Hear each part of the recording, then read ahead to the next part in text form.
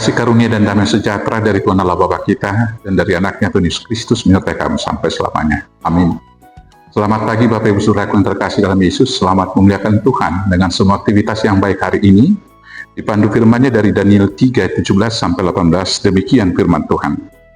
Jika Allah kami yang kami puja sanggup melepaskan kami, maka Ia akan melepaskan kami dari perapian yang menyala-nyala itu dan dari dalam tangan-Mu ya Raja. Tetapi seandainya tidak, hendaklah Tuanku mengetahui ya Raja, bahwa kami tidak akan memuja dewa Tuanku dan tidak akan menyembah patung emas yang Tuanku dirikan itu. Demikianlah firman Tuhan. Bapak Ibu Saudaraku yang terkasih dalam Yesus Kristus, tugas untuk bersaksi adalah panggilan setiap umat yang percaya.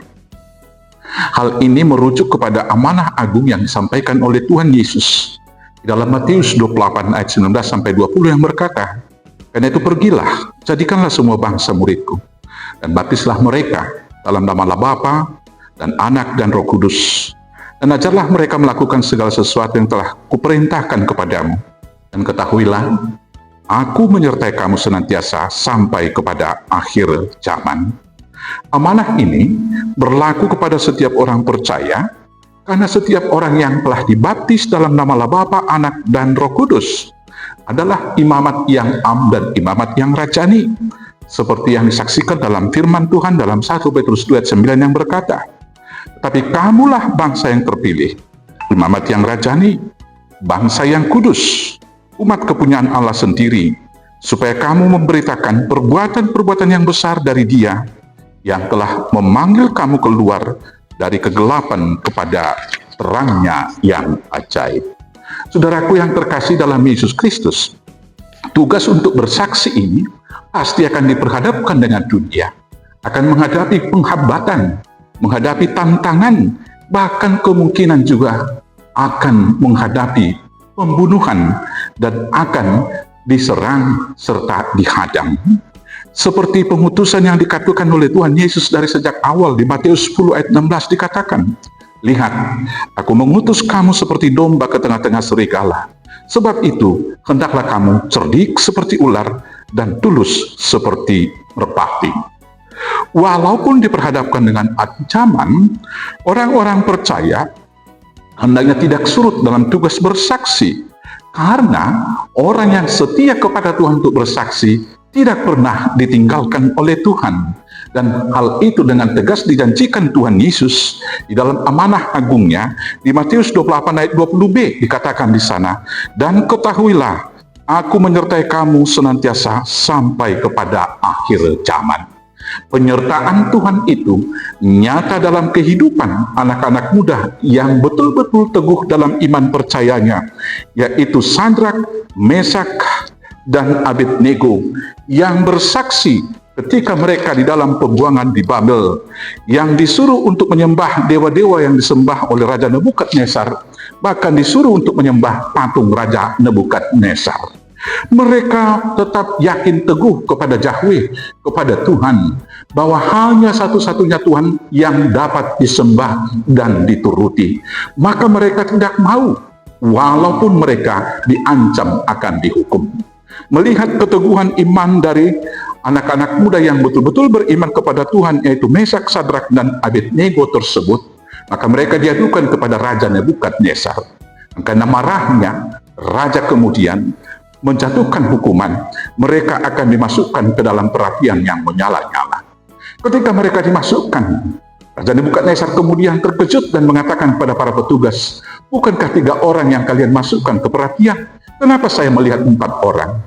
Dan seterusnya, api itu tidak pernah dapat membakar mereka bertiga, bahkan ujung rambutnya.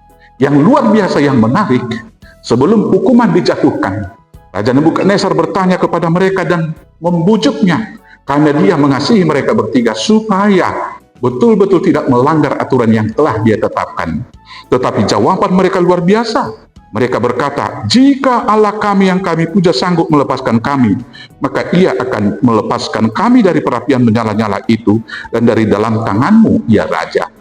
Pertama sekali, mereka sangat yakin bahwa Tuhan kalau mau, akan sanggup menyelamatkan mereka dari perapian. Bukan belas kasihan Raja Nebukadnezar yang menyelamatkan mereka, tapi kuasa Tuhan. Tetapi komitmen yang kemudian yang luar biasa. Di ayat 18, tetapi seandainya tidak, hendaklah Tuanku mengetahui, ya Raja, bahwa kami tidak akan memuja dewa Tuanku. Seandainya pun Tuhan tidak menyelamatkan, mereka tetap tidak mau berpaling. Saudara-saudaraku yang terkasih, dalam tantangan zaman yang kita hadapi sekarang, di mana kita hidup dan ditempatkan untuk menjadi saksi-saksi Kristus, hendaknya kita beriman teguh kepada Tuhan, beriman dan percaya kepada janjinya, yaitu penyertaannya akan menyertai kita sepanjang zaman. Dan kemudian kita tetap setia melakukan tugas panggilan di tengah-tengah banyaknya tantangan kehidupan, baik secara internal maupun eksternal, yaitu untuk konsisten bersaksi di tengah-tengah dunia yang semakin tidak peduli kepada Tuhan. Dan dalam tugas kesaksian itu hendaknya kita tidak terlalu takut dan terlalu khawatir akan keselamatan kita, karena kalau Tuhan mau, apapun dapat dilakukan untuk menyelamatkan kita. Anak-anaknya Sadrak, Mesak, dan Abednego diselamatkan dari perapian yang menyala-nyala, maka kita juga akan diselamatkan. Dan seandainya pun Tuhan tidak menyelamatkan, mari kita tetap percaya dan bersaksi seperti Mesak, Sadrak, dan Abednego di sini. Selamat bersaksi, Tuhan Yesus memberkati. Amin. Kita berdoa. Terima kasih Bapa atas teladan yang memberikan anak-anakmu Mesak, Sadrak, dan Abednego dalam kesaksian mereka yang luar biasa. Maka ajar kami Tuhan untuk teguh beriman, setia bersaksi, taat melakukan tugas panggilan kami dalam kehidupan kami keseharian. Buat dan mampukan kami melakukannya dengan pertolongan Yesus Kristus Tuhan Juru Selamat kami yang hidup. Amin. Selamat bersaksi, selamat beraktivitas. Tuhan Yesus memberkati. Horas, horas, horas.